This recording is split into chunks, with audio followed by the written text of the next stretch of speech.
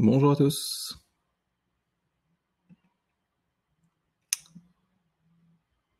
Bonjour, bienvenue. Je vous propose d'attendre juste une petite minute ou deux, le temps que tous les participants puissent nous rejoindre. On est déjà un petit peu nombreux. Merci pour votre patience. N'hésitez pas, du coup, à interagir sur le chat. Ouais, on essaiera de prendre un maximum de questions. Je vais avoir beaucoup de mal à faire la présentation et lire vos questions en même temps. Donc, je vais vous proposer d'avoir un maximum de temps d'échange sur la fin de cette présentation. Mais n'hésitez pas, au fur et à mesure du temps, de mettre vos remarques et vos questions. On les prendra les unes à la suite des autres par la suite.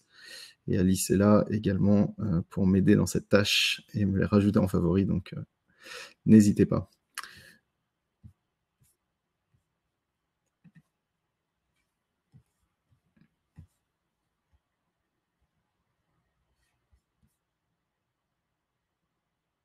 Bonjour tout le monde, bonjour Patrick, bonjour Guillaume, bonjour Jérémy, Mohamed, Claudine, Laurent, bonjour, bienvenue.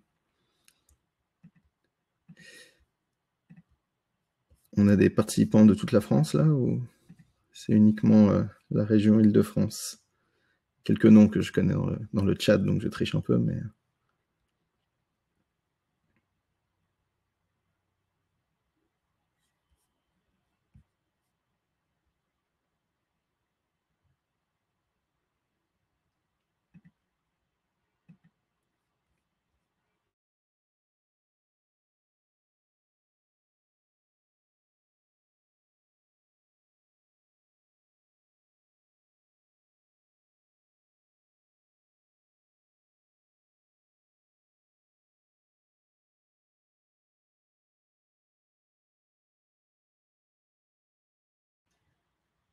Bon, bah, écoutez, je vois que pas mal de personnes nous ont rejoints.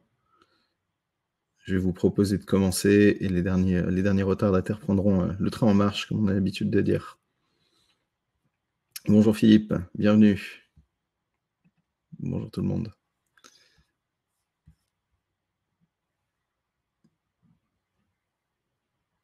Allez. Bon, encore une fois, n'hésitez pas à utiliser le chat, n'hésitez pas à utiliser un casque. Et puis, bah, écoutez, je vous propose de commencer et donc de lancer ensemble cette session, ce webinar autour du concept de MVP. Et la thématique étant comment le MVP peut accélérer l'innovation dans votre entreprise. Alors, principalement autour de la mise en place d'une approche MVP, mais également autour des bonnes pratiques, autour de ce que ça peut apporter en termes d'organisation, en termes de process, ce que ça peut apporter également en termes de rentabilité, maîtrise des budgets, maîtrise des coûts. Donc on va essayer de vous partager un maximum de bonnes pratiques aujourd'hui autour de ça. Comme je le disais, c'est pas forcément un discours que dans un sens. Je vais essayer de vous donner un maximum d'informations, mais n'hésitez pas à poser des remarques. On prendra donc tout à l'heure, juste à la fin de la présentation, on se gardera un temps d'échange ensemble. Donc je m'appelle Damien Gosset, je suis VP of Engineering chez 42 Consulting. Je suis ravi de partager cette session avec vous et de discuter de MVP et de comment est-ce que le MVP peut nous aider dans notre quotidien. Alors avant d'aller plus loin, vu qu'on parle de MVP et qu'on est dans un monde où il y a beaucoup d'acronymes, alors qu'on soit forcément dans la technique ou qu'on soit dans les RH, dans le commercial ou autre, on utilise beaucoup d'acronymes. Le MVP c'en est un, et c'est un acronyme encore anglais, donc un anglicisme. Donc MVP pour Minimum Viable Product, ou alors Produit Minimum Viable, comme vous voulez, soit vous utilisez le côté français, soit vous utilisez le côté anglais. J'ai l'habitude d'utiliser le terme MVP, donc c'est le terme que j'utiliserai pendant cette présentation. On décrit vraiment la même chose, quelque chose de minimum, de viable et bien sûr un produit. Alors minimum, qu'est-ce qu'on entend par minimum? C'est minimum en termes de fonctionnalité, en termes de coût également. Et c'est minimum parce que ça va être un produit ou un process que l'on va vouloir très concentré. On va avoir un focus très particulier sur un point d'accroche que l'on va vouloir tester. Alors, généralement, on utilise le terme de MVP pour faire un produit minimum technique, technologique. Après, c'est une approche que vous pouvez appliquer aussi dans d'autres cas de figure. C'est une approche que vous pourriez appliquer pour des process RH, pour des process logistiques. C'est une approche que vous pourriez appliquer également dans l'organisation des projets. Le MVP, ça peut être un petit peu plus large, mais bien souvent, quand on parle de MVP, on parle d'un projet technologique, d'une application mobile, d'une application web, d'un service, d'une infrastructure, quelque chose comme ça.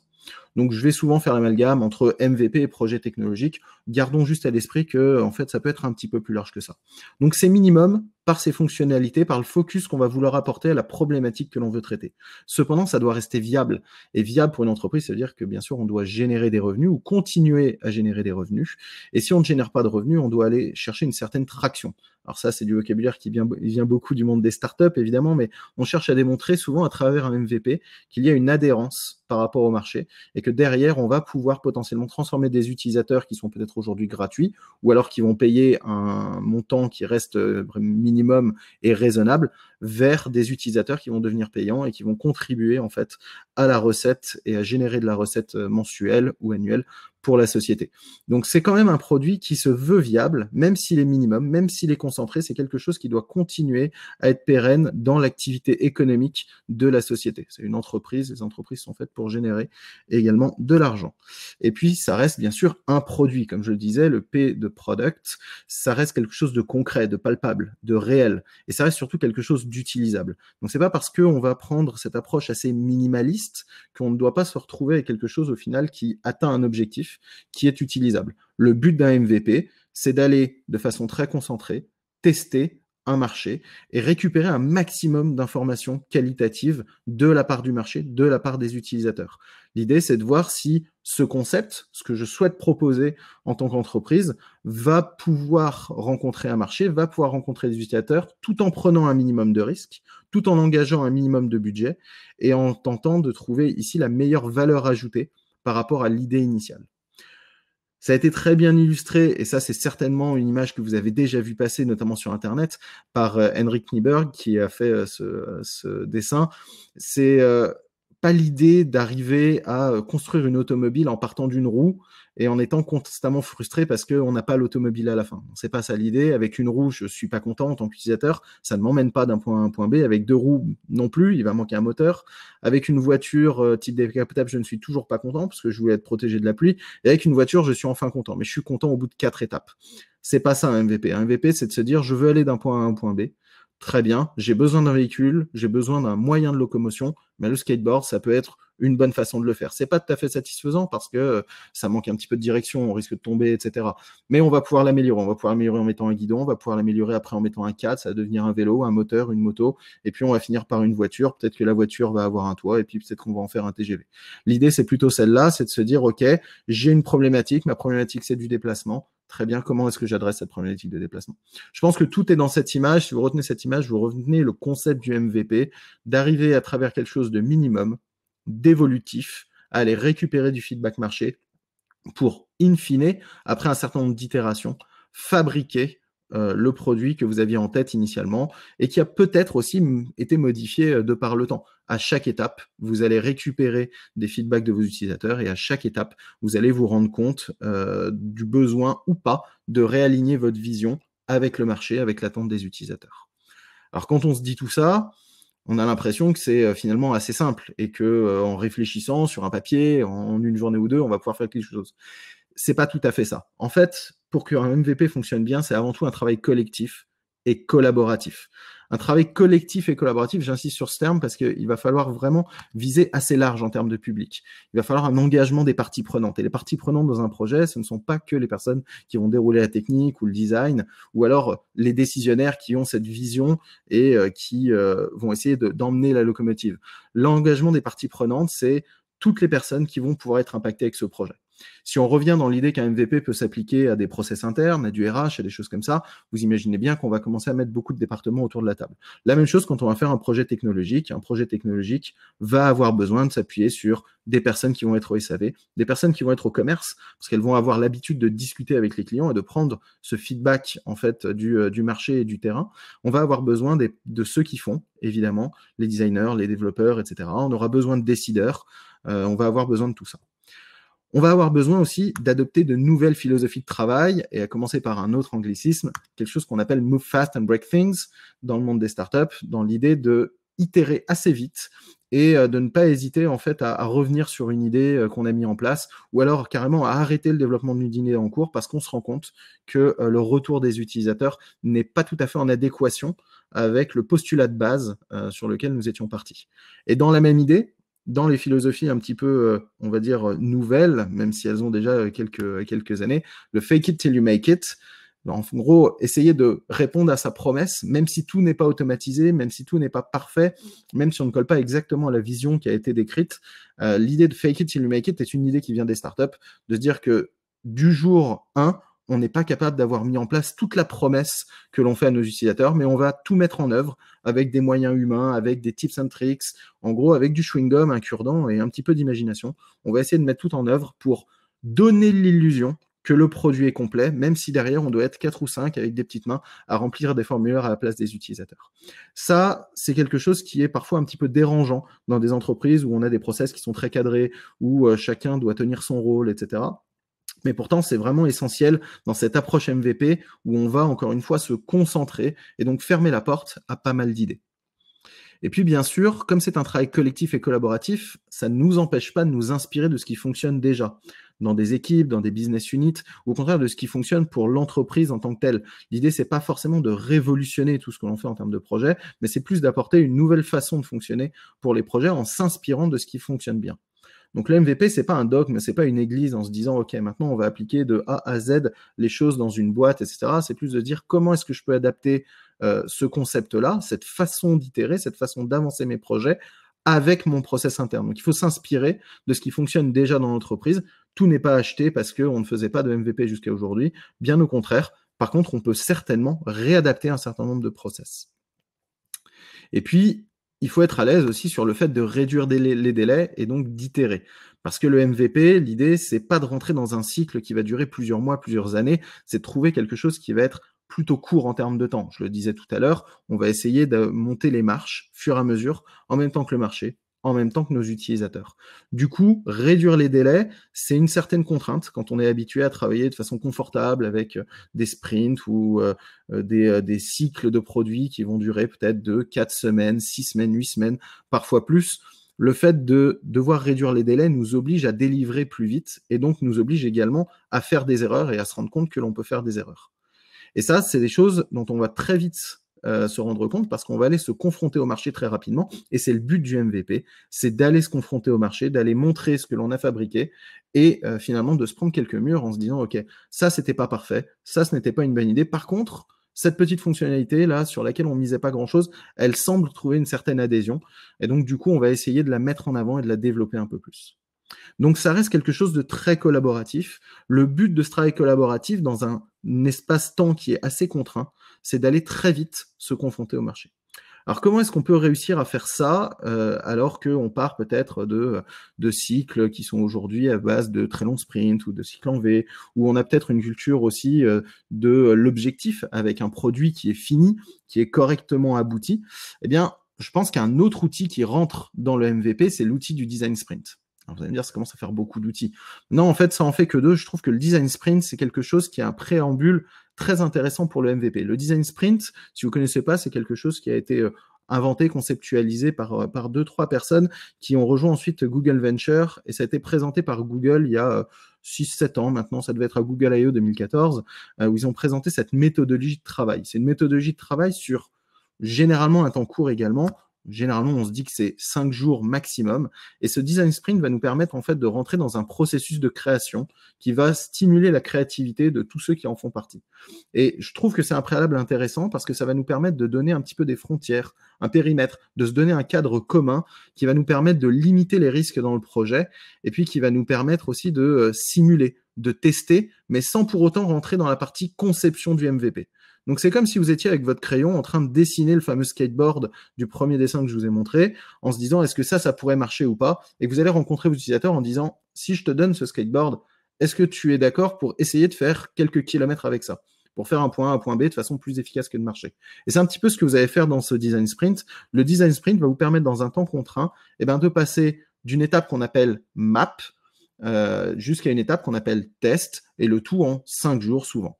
Alors c'est ce que Jake Knapp et John Zeratsky, qui font partie de ces 3 personnes que j'ai parlé, ont mis sur le papier la première fois qu'ils l'ont présenté, en se disant, OK, on commence le lundi, on va commencer au tout début, on va demander à ceux qui savent quelles sont les façons de répondre à ce problème-là, on va définir clairement notre objectif, typiquement notre objectif de mobilité qu'on évoquait au début. Le mardi, ça va être une journée qu'on va dédier au fait de mettre par écrit, dessiner, etc. Le mercredi, on décidera de ce qui nous semble pertinent ou pas. On fera un prototype le jeudi, et ce prototype, on ira le faire tester à des personnes. Et quand je dis prototype, je ne pense pas forcément à mon skateboard avec la planche, les 4 roues, etc. Ça peut très bien être un dessin, ça peut très bien être une vidéo, une animation, quelque chose qui va permettre quand même de se rendre compte si voilà, on est correctement dans les clous ou pas. Ça, c'est un préambule qui est très intéressant au MVP parce que le MVP, encore une fois, minimum viable product, on doit être sur un produit qui va fonctionner à la fin, mais qui reste minime. Ce cycle de 5 jours du design sprint, c'est un préambule intéressant parce que ça va nous permettre de nous concentrer justement sur l'objectif de notre MVP. Alors, MVP, design sprint, itération, des temps courts, tout ça, ça ressemble beaucoup à de l'agilité, vous allez me dire. Alors oui et non. Parce que l'agilité, c'est un terme tout nouveau, tout le monde veut faire de l'agile, on veut tous fonctionner en mode agile, c'est formidable, c'est génial. Oui, dans l'idée, c'est super, mais l'agilité, c'est pas forcément synonyme d'efficacité ou d'efficience. L'agilité, c'est un mode de fonctionnement pour pouvoir fonctionner dans un monde qui change et pouvoir créer des projets dans un monde qui change et qui change rapidement. Et dans un monde dans lequel on veut aussi se confronter très rapidement. Alors oui, une partie de l'agilité est utilisée dans l'MVP. Le fait même de se dire qu'on a un design sprint et que derrière on a un MVP qui va être dans un temps contraint et qui va certainement itérer avant d'arriver à un produit, oui, quelque part c'est une forme d'agilité, mais c'est pas juste de l'agilité. C'est pouvoir se dire qu'on va changer un petit peu la façon de fonctionner. Parce que quand on est en agilité, on peut très bien avoir des spécifications qui sont complètement définies. On peut très bien commencer un design sprint qui va durer 4 semaines, etc. C'est pas forcément ce qu'on cherche à faire là. Quand je vous montre ce genre d'image, ça, il faut accepter que c'est un mur d'idées, que finalement notre MVP, que notre design sprint, ça va revenir à faire ça en fait. Une maison qui tient debout, qui va toujours nous permettre d'être protégé de la pluie, qui va avoir une porte qui ouvre, qui ferme, des fenêtres, etc., mais qui va tenir par des bouts de ficelle. Et ces bouts de ficelle, en fait, vont nous permettre rapidement peut-être de changer l'avancée du toit, de changer l'avancée de la porte, etc., etc. Donc, il faut être plus à l'aise avec ces idées-là, plus qu'avec l'idée d'une agilité. Il faut finalement être agile dans ses process, mais il faut surtout être agile dans son esprit. Alors, évidemment, ça a des implications. Ça a des applications d'abord au niveau de l'organisation des projets. Pourquoi ? Parce que si on part sur l'idée que je vous donne, ça veut dire qu'on va commencer en fait finalement un projet, une idée, des itérations par un design sprint. Et c'est là qu'on va pouvoir justement faire de l'idéation, essayer de trouver la meilleure façon de répondre à cette vision, à cet objectif que l'on s'est fixé ensemble. À l'issue de ce design sprint, on va du coup développer notre MVP. On va rentrer dans cette approche MVP où du coup on va délivrer le produit minimum. Et puis très vite, on va récupérer des retours finalement sur ce MVP. C'est un petit peu différent d'une organisation de projet très classique, parce que là, on va faire beaucoup d'allers-retours entre finalement le MVP, le retour du MVP, etc., pour viser à l'améliorer. Potentiellement, après beaucoup de retours de MVP, on peut remettre un design sprint. Ça peut être l'occasion de cristalliser un petit peu tous les retours utilisateurs et puis de se rendre compte justement de ce qui fonctionne, de ce qui ne fonctionne pas, et de réadapter soit pour le prochain MVP, soit alors pour une première version en fait de votre projet technologique. Et puis ensuite, ça va nous permettre de rentrer dans un cycle qui est un petit peu plus classique, et là potentiellement beaucoup plus agile, et proche de ce que vous faites, avec du prototypage, du design, et puis une fois que le design est arrêté, des sprints de développement, donc des itérations, avec des livraisons intermédiaires qui vont nous donner au final une livraison d'une première version qui elle-même va itérer, etc. Et là, on rentre dans des process plus agiles que l'on connaît déjà bien. Le MVP va nous permettre de gagner ce temps au début, va nous permettre de nous concentrer sur ce qui va justement être développé sur cette dernière phase, prototypage, design, sprint de développement, livraison. Ça va être l'assurance finalement qu'on ne perd pas notre temps là-dedans et qu'on n'engage pas des moyens humains, énergiques et conséquents à développer quelque chose qui est finalement un petit peu à côté de la plaque. Alors ça a des implications en termes de budget également, en plus du projet. La première implication en termes de budget que je trouve être une bonne implication, c'est finalement qu'on va responsabiliser tous les acteurs qui sont justement les parties prenantes de ce projet. Bien souvent, on se retrouve avec des participants qui n'ont pas forcément conscience de tout le budget que l'on va vouloir aller cramer, notamment en mettant beaucoup de personnes autour d'une table et en ne se rendant pas compte que toutes ces personnes ont un coût horaire. C'est assez drôle de se rendre compte qu'on se dit, finalement, on va faire 1 heure de réunion, c'est juste 1 heure de réunion à 12 personnes. Oui, mais ces 12 personnes ont un certain coût horaire. Et 12 personnes, 1 heure dans une réunion, c'est 12 heures, c'est plus qu'une journée de travail d'un collaborateur.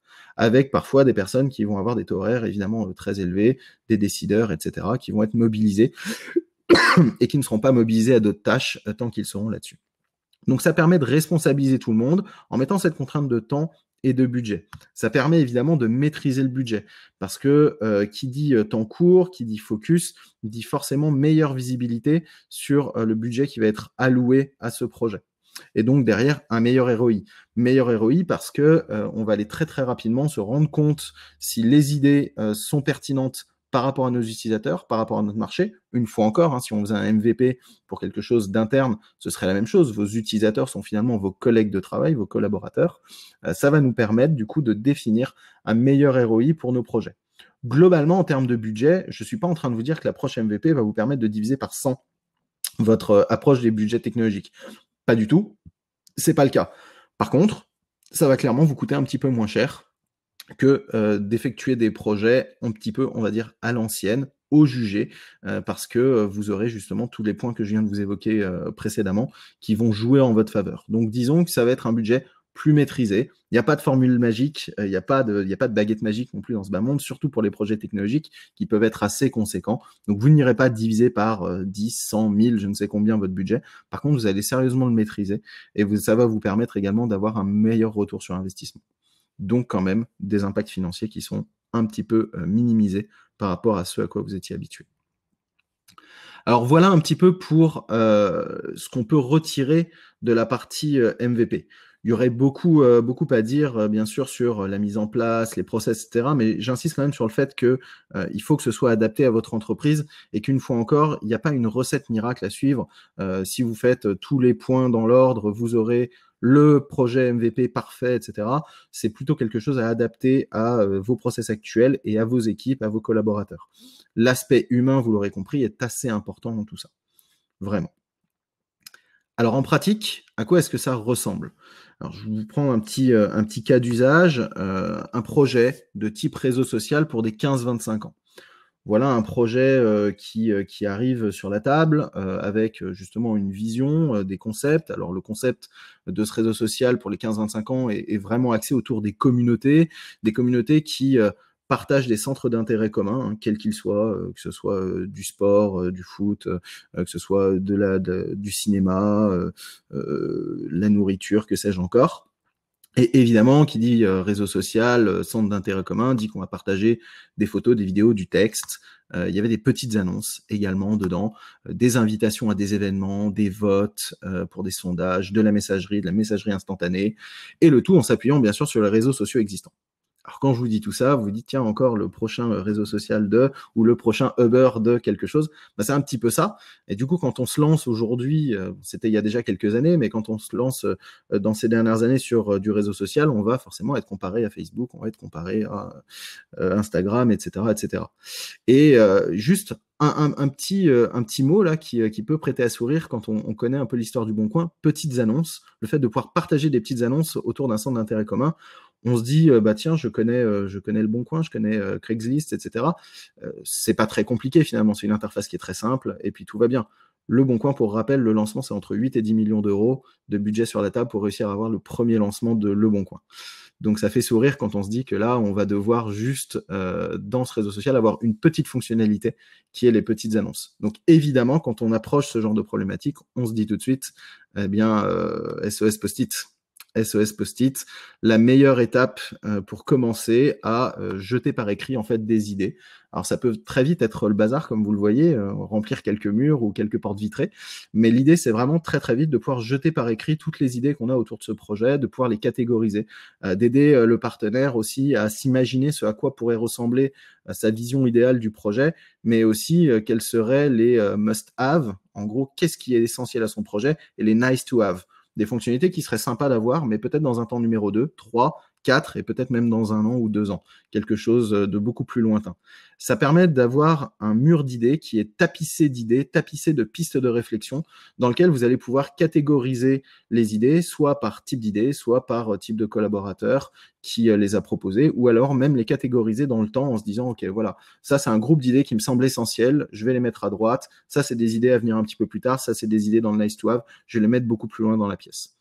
Alors, ça peut être un petit peu le bazar, mais finalement c'est une étape un peu préalable dans la partie design sprint. Dans la toute première étape que je vous disais, on va essayer de mapper, de faire la cartographie des idées. C'est exactement ce qu'on fait là. Alors très vite, on passe de cette étape post-it à une étape un petit peu plus sérieuse, entre guillemets, en termes de rendu. On a l'impression que les choses avancent. On va commencer à sketcher un petit peu les choses. C'est ce que vous aviez dans l'étape du mardi, si vous vous rappelez, dans le design sprint. On va essayer de rendre les choses un petit peu cohérentes, de les structurer, etc., etc. Et puis, au fur et à mesure du temps, on va se retrouver avec des sketchs. Donc, quelques écrans qui commencent à prendre forme avec des aplats de couleurs, avec presque un design. Donc là, c'est ce que j'appelle, moi, du wireframing, du prototypage, avec quand même des éléments d'interface graphique. Tout n'est pas encore léché, on n'est pas encore dans le visuel, mais on n'est pas très loin. On voit un petit peu comment les choses vont s'organiser entre elles. Et on a commencé, bien sûr, sur les éléments qui semblent essentiels dans le MVP. Donc, ce qui est vraiment essentiel pour lancer ce fameux réseau social.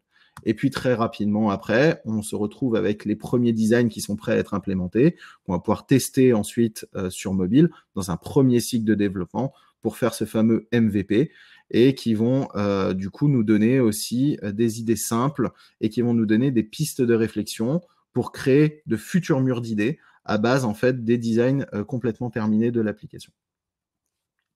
Alors, quelques retours sur cette idée-là pour vous donner un petit peu des métriques qui vont vous parler. C'est 3 semaines plus 4 semaines pour arriver au premier MVP. 3 semaines en gros de design sprint MVP, de définition, 4 semaines de dev derrière pour réussir à avoir le premier MVP, un budget de 60 000 € au global environ, avec 2 retours très intéressants. Le premier retour, c'est de se dire, tiens, la messagerie finalement est très très utilisée par les utilisateurs, alors que la messagerie était une fonctionnalité sur le côté, un petit peu comme si vous imaginiez Facebook aujourd'hui avec ou sans Messenger. Messenger est une fonctionnalité qui vient à côté, qui a pris énormément d'ampleur. Là, ça a été un petit peu le même retour. Alors encore une fois, c'était il y a de nombreuses années, mais c'était la même idée. Et puis par contre, les partages au sein des communautés étaient finalement très peu utilisés, très peu appréciés des utilisateurs qui allaient plutôt rechercher l'instantanéité, la conversation. Donc, contrairement à ce qui avait été pensé lors du design sprint et lors de la création du MVP, la partie partage n'était pas si importante que ça pour les utilisateurs. Par contre, la partie messagerie l'était beaucoup plus. Ça nous a donné 3 itérations derrière. Et puis, au bout de 3 itérations, la complexité du projet, etc., l'environnement auquel le client souhaitait s'atteler, ça a donné au bout de 5 mois finalement un pivot du projet qui s'est réorienté vers les points positifs du projet en laissant de côté tout ce qui avait été moins apprécié par les utilisateurs et qui était peut-être consommé sur d'autres plateformes. Le gros retour en fait de ce point-là, grâce à cette approche MVP, c'est de se dire en se concentrant à chaque fois sur des points essentiels et sur le point le plus essentiel, ça a permis de se rendre compte au bout de 5 mois que finalement l'idée de base était certes peut-être très bonne, mais à développer de A à Z, pas forcément très intéressante ou pas forcément très rentable, et donc de se dire au bout de 5 mois qu'on va pivoter le projet. Qu'est-ce qui aurait pu se passer si on avait développé ce projet entre guillemets à l'ancienne, sans passer par une approche MVP? Certainement 1 an ou 2 ans de boulot avant d'arriver à quelque chose qui tient à peu près la route et qui est présentable, avant de pouvoir se rendre compte 1 an ou 2 ans plus tard que finalement l'adhésion n'est pas sur les points qui étaient pensés et qu'il faut pivoter le projet. Finalement, ça a permis de gagner au moins 18 mois sur ce projet-là pour pouvoir le pivoter, le réorienter vers quelque chose d'autre, en gardant les fondamentaux du MVP. Encore une fois, le meilleur MVP, c'est celui que vous n'allez pas jeter à la poubelle, c'est celui sur lequel vous allez pouvoir itérer et celui dont les bases vont pouvoir vous être utiles au fur et à mesure du temps. Le mieux, c'est de ne pas jeter à la poubelle ou alors le moins possible. Ce n'est pas toujours possible dans la technologie, mais le moins possible. Pour synthétiser, quelques bonnes pratiques. Alors, disclaimer, c'est une liste non exhaustive, évidemment. Le premier point, c'est savoir dire non. Parce que dans un MVP, il y a beaucoup de frustration. Comme on doit se concentrer et que tout le monde a sa petite idée, le marketing va vouloir absolument développer ceci, cela, le commerce va vouloir développer absolument ceci, cela, le décideur avait une vision qui est grandiloquente, mais qu'on va devoir restreindre pour l'instant. Il y a le développeur qui voulait s'amuser avec telle ou telle fonctionnalité, il ne pourra pas. Le designer voulait faire un très très beau design, mais ça va coûter trop cher en interaction. il faut savoir dire non, en fait. Mais on dit non pour le bien commun et pour le fait de rentrer le produit dans les contraintes du MVP. Savoir dire non tout en ayant une écoute active et respectueuse des uns des autres. Encore une fois, on en revient à l'humain. Finalement, ce qui est plus intéressant dans l'MVP, c'est pas tant le process technologique qui va être mis en œuvre que le fait de pouvoir trouver une certaine forme de participation dans respect, en bienveillance, même si c'est un mot très à la mode aujourd'hui, entre les uns et les autres, pour pouvoir aboutir à un résultat rapide et viable. Quelque chose de transparent également. Ça, c'est une bonne pratique. La transparence, ça marche toujours, mais alors ça marche particulièrement bien dans les MVP parce qu'on a besoin d'être transparent sur les budgets, sur toutes les contraintes, notamment les contraintes de temps qu'on a, et sur les objectifs. Il ne peut pas y avoir d'objectifs cachés, d'agenda caché, etc. Il y a ce besoin de transparence pour que tout le monde soit dans le même bateau et contribue sur le même objectif. Et puis ne pas oublier ceux qui font vraiment. Donc les designers, les développeurs, ceux qui vont devoir réaliser en fait toutes ces idées qu'on est en train de développer pendant le cycle de MVP, ne pas les oublier et leur faire tomber finalement le cahier des charges ou l'idée aboutie comme ça sur le bureau. C'est des experts qui font partie en fait de ce travail collaboratif dès le premier jour en fait et qui vont vous permettre en plus de mieux comprendre les travaux des uns des autres et donc d'avoir une meilleure cohérence d'équipe. Et puis enfin, deux, trois derniers points. Penser long terme en agissant court terme. Ça semble un petit peu contre-intuitif, mais c'est vraiment le cas. Il faut penser long terme avec ce MVP, mais on agit court terme à travers notre MVP. On cherche des résultats rapides. Il faut être en capacité également d'accepter l'échec. Alors, souvent l'erreur, parfois l'échec, à voir, mais c'est une culture à adopter. Souvent, c'est pas toujours bien vécu avec l'ensemble des salariés. Et c'est peut-être pas une culture d'entreprise. Pourtant, c'est essentiel pour avancer dans la vie comme dans l'entreprise. Il faut être plus ou moins à l'aise avec ça, ou alors sensibiliser les collaborateurs au fait que potentiellement certaines parties pourraient échouer, voire le projet global. Et l'idée, c'est de voir que on va échouer peut-être plutôt rapidement pour pouvoir rebondir enfin vers une autre idée. Voilà quelques bonnes pratiques. Encore une fois, je ne prétends pas vous partager toutes les bonnes pratiques du MVP, mais celles qui me semblent le plus essentielles aujourd'hui quand vous vous mettez dans cette approche MVP. Donc pour synthétiser, je dirais que vous êtes avec l'approche MVP dans une approche qui est très synthétique. C'est un exercice qui est forcément compliqué, mais qui est intéressant.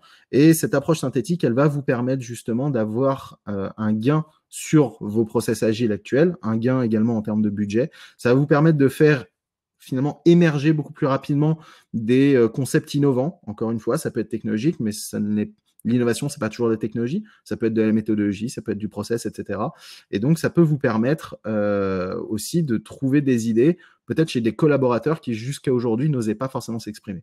Et en ça aussi, c'est un point positif pour le travail d'équipe. J'ai essayé de faire le plus synthétique possible, justement, un MVP de cette présentation MVP. Et du coup, il nous reste un petit peu de temps pour des questions, une petite dizaine de minutes pour des questions. Et donc, avec plaisir pour pouvoir vous répondre si vous en avez. Merci en tout cas pour votre participation.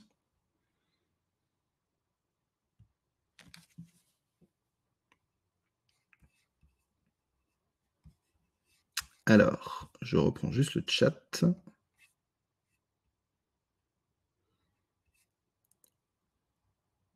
Toulousain à Varsovie. Bonjour Guillaume, bienvenue. Est-ce qu'il y aurait des questions ou des retours d'expérience peut-être par rapport à tout ça? S'il y en a qui ont tenté l'approche MVP.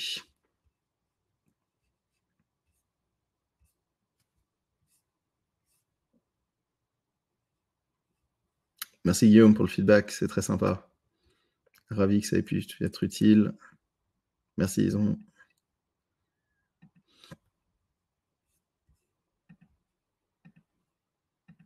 Alors, il n'y a pas eu de questions pendant la présentation. J'ai repassé la liste du chat. Est-ce qu'il y en a parmi vous qui ont déjà tenté la mise en place d'un MVP avec succès ou avec échec, hein, ça pose vraiment aucun problème? Ou c'était une découverte pour tout le monde?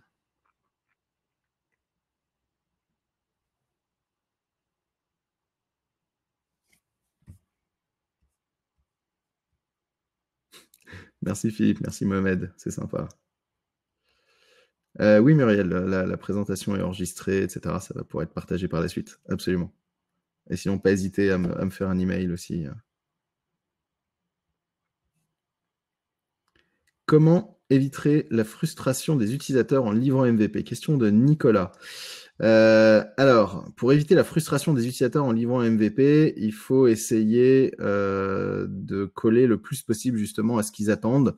Et il faut surtout essayer de leur expliquer que c'est un travail qui va être amélioré de par le temps. C'est pas évident en effet parce qu'on est dans une société en plus où on attend l'instantanéité du résultat et à tout point de vue, hein, vous le voyez quand vous faites la queue chez un concessionnaire ou un restaurant ou alors quand vous livrez un projet technologique. Donc c'est vrai que ça demande une petite dose de pédagogie pour leur expliquer que oui, ce ne sera pas aussi idéal que ce qu'ils auraient imaginé, mais que voilà, pour l'instant, le projet répond à tel besoin, et si ça répond bien à ce besoin-là, ça répondra ensuite à celui-ci, celui-ci, celui-ci, et donc y aller comme ça graduellement pour qu'ils arrivent à comprendre. Le mieux pour éviter leur frustration, c'est d'arriver très très rapidement à réorienter vers leur besoin crucial. Si votre besoin crucial, vous y trouvez une réponse, il est déjà répondu en grande partie, alors vous accepterez plus facilement que certaines petites fonctionnalités ne soient pas encore là, et vous les accueillerez avec encore plus de plaisir.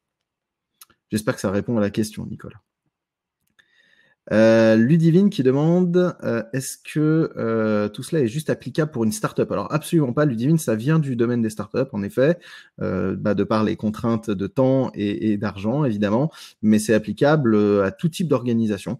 Donc je pense que c'est une bonne pratique justement qui vient de l'écosystème des startups, qu'on utilise beaucoup en startup, mais qui fonctionne très bien pour des PME, des ETI, des grands groupes également. On se rend compte que dans un grand groupe, il n'y a jamais 1000 personnes dans un projet de toute façon, ou alors le projet est franchement très éclaté. Donc non, ça s'adapte à tout type d'organisation, notamment parce que vous avez toujours des petits groupes de personnes qui avancent sur des sujets donnés. J'espère que ça répond, Ludivine. Question. Muriel, est-ce que vous pouvez m'accompagner sur un MVP et un design sprint? Avec grand plaisir, Muriel. N'hésitez pas à rentrer en contact. Vous avez mes coordonnées, évidemment. Avec grand plaisir. Nicolas, doit-on nécessairement former l'équipe à la méthode agile pour mettre en place un MVP? Pas nécessairement, Nicolas. En fait, ça peut être un très bon préalable avant de passer sur de la méthode agile, parce que ça nécessite une certaine agilité du cerveau. Alors, pas l'agilité des process au sens où on l'entend, on n'est pas dans du Scrum, dans du Kanban, etc. Mais on peut y appliquer ces méthodes agiles sans aucun problème. Par contre, commencer par le MVP avec quelque chose qui est très concret, parce que le MVP, finalement, c'est très terrain. Ça peut être un bon préalable avant de former ses équipes à l'agilité. Et dans la formation des équipes à l'agilité, je pense que commencer avec des personnes qui sont très expérimentées, des Scrum Masters qui font ça depuis quelques années, ça peut être une très très bonne façon d'avancer. Donc, prendre le MVP comme un préalable à de l'agilité, la mise en place de l'agilité au sein des équipes, je pense que c'est une très bonne chose, Nicolas. Mohamed, j'avais fait une petite formation agile et le formateur parlait de MVP comme un élément fondamental de l'agilité. Il faut donner au client ce qu'il cherche, l'améliorer après peut-être, mais le produit doit faire son travail correctement. C'est exactement ça, Mohamed. Absolument. Le côté viable est super important. Minimum viable product, il y a viable dedans et ça doit être viable. Donc ça doit apporter de la plus-value pour l'utilisateur et puis pour l'entreprise pour en tirer un bénéfice, qu'il soit financier, marketing ou en termes de visibilité. C'est un très bon feedback, Mohamed. Merci beaucoup. Et ravi du coup que le formateur en ait parlé. C'est assez rare. C'est une belle chose. Fatia, est-ce une méthodologie répandue ou est-ce encore une nouveauté pour beaucoup d'organisations? Je pense que c'est assez répandu dans le domaine des startups. Hein. Le MVP est assez connu du domaine des startups. Moi, j'utilisais beaucoup quand j'étais aux US. Faut dire que c'est un petit peu né là-bas, mais ça s'est bien répandu dans l'écosystème startup. Après, ça commence notamment dans des grands groupes qui font des grosses transformations autour de l'agile, etc., et qui ont eu l'occasion d'avoir des consultants sur ces parties-là. Ça commence à être connu. Et après, on vous a proposé avec 42 cette présentation parce que ça reste quand même quelque chose d'un petit peu nouveau pour beaucoup d'organisations. Et on le voit là avec certains d'entre vous. Et je pense justement que ça a un intérêt à être démocratisé. Donc j'espère en voir un peu plus. Ça permet de réduire les risques et les budgets. C'est plutôt chouette.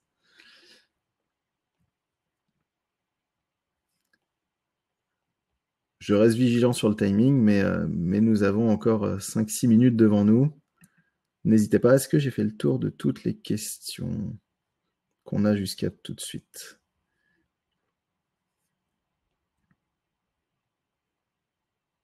Oui, j'ai l'impression.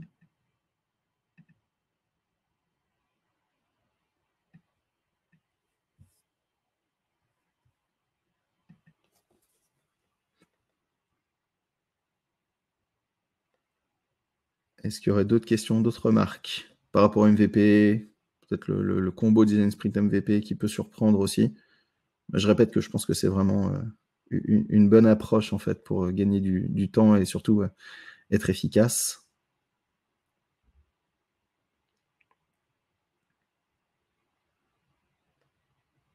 Bon, bah écoutez. Ah, super, Mohamed.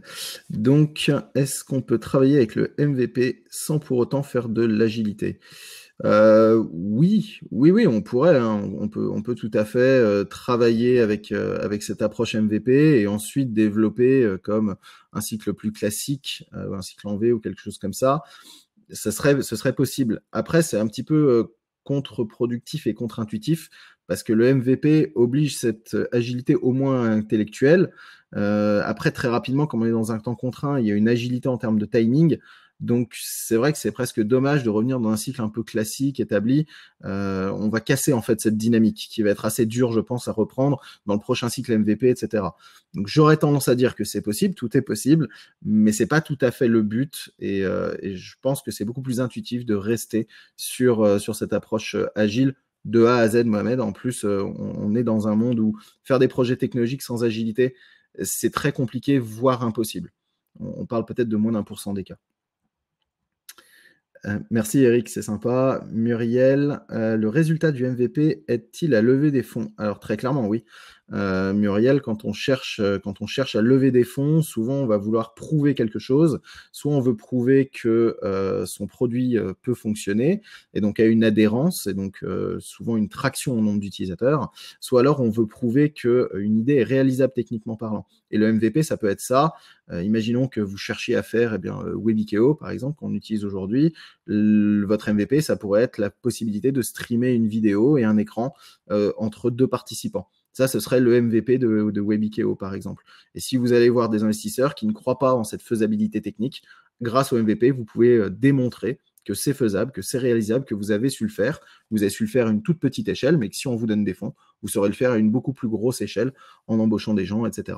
Donc oui, le résultat du MVP aide souvent à lever des fonds, et c'est d'ailleurs pour ça que les startups se concentrent sur des MVP plutôt que de cramer de l'argent qu'ils n'ont pas, à passer des mois ou des années à essayer de délivrer un produit. Guillaume, pour bien cerner le MVP, il ne s'agit pas d'un produit plein de bugs qu'on vient corriger après, mais d'un produit qui marche avec un minimum de fonctionnalités qu'on agrémente après. Absolument, Guillaume. C'est tout à fait ça. C'est pas du tout un produit qui est truffé de bugs. C'est pas non plus un produit à trous avec des fonctionnalités qui sont manquantes quand on tape sur des boutons. C'est pas du tout ça. C'est vraiment un produit minimum. Donc un produit qui semble tout petit. Si je reprends l'exemple de Webikeo, ça paraîtrait presque tout petit de ne pas avoir de chat, de ne pas avoir d'enregistrement, de ne pas avoir la caméra pour que vous me voyez. Ça pourrait être juste la présentation que je vous partage et du son. Ça paraît très très ridicule par rapport à ce qu'on utilise aujourd'hui parce qu'on a toutes ces super fonctionnalités, mais ce serait fonctionnel et ça serait complètement fonctionnel. Donc absolument, Guillaume, il y a cette volonté dans le MVP d'avoir quelque chose de fonctionnel, vraiment, et de tant qu'à faire pérenne. C'est-à-dire qu'on va pouvoir itérer sans remettre tous les choix technologiques en question. C'est un très bon résumé. On confond parfois MVP et POC. Est-ce que je peux préciser ce qui distingue ces deux termes? Question de Nicolas. Oui, absolument. Donc MVP, on en a beaucoup parlé aujourd'hui. Le POC, c'est le Proof of Concept. Le POC, souvent, va démontrer l'intégralité des fonctionnalités qui sont attendues sur un périmètre restreint. Souvent, on va confondre POC et pilote, en fait. Le POC, c'est voilà tout ce que je souhaite effectuer et je vais le faire à une petite échelle. Donc typiquement, si je reprends cet exemple de Webikeo, c'est je suis capable de le faire avec 2 ou 3 personnes. Mais je ne sais pas si je sais absorber 1 million d'utilisateurs à la fois. Mais je sais que je sais en absorber 3 ou 4. Ça, ce serait un POC. Par contre, il y a toutes les fonctionnalités. Il y a du chat pour 3 ou 4, il y a du partage vidéo pour 3 ou 4, etc. etc. Donc ça, c'est du POC. Le MVP, lui, c'est un set de fonctionnalités plus restreint. Il n'y a pas toutes les fonctionnalités dedans. Donc on passe du MVP avec un set de fonctionnalités restreint à une V1 qui peut arriver en POC. Donc se dire, OK, j'ai un POC de ma V1 avec toutes les fonctionnalités pour un petit volume. Et puis ce POC, après, je peux le passer en pilote avec un volume plus conséquent. Et du pilote, je passe à la prod avec le volume attendu, scalable, etc. J'espère que ça répond à la question, Nicolas. Et merci pour la question. Je n'avais pas pensé à repréciser ce terme. Toufik, MVP égale POC plus problématique business plus réduction des coûts plus version 1.0. L'équation est-elle bonne? Pas tout à fait, Toufik. On va enlever POC de MVP parce que ça sous-entendrait qu'on a toutes les fonctionnalités dans le MVP et c'est pas le cas. Par contre, problématique business, oui. Et problématiques au pluriel si on le souhaite, mais alors un set de problématiques qui sont restreints. En tout cas, il y a une problématique business qu'on cherche à adresser. Et il y a peut-être des sous-jacents et on va prendre un certain nombre de sous-jacents. Réduction des coûts, ça très clairement. Et le tout égale version 1.0. Donc si je devais la refaire, l'équation, ce serait, je vais la faire à l'envers pour aller plus vite, version 1.0 égale MVP plus problématique business plus réduction des coûts plus réduction du temps. Ça ressemblerait plus à ça. My two cents. Et le POC égale version 1.0 à petite échelle. J'espère que ça répond, Toufik.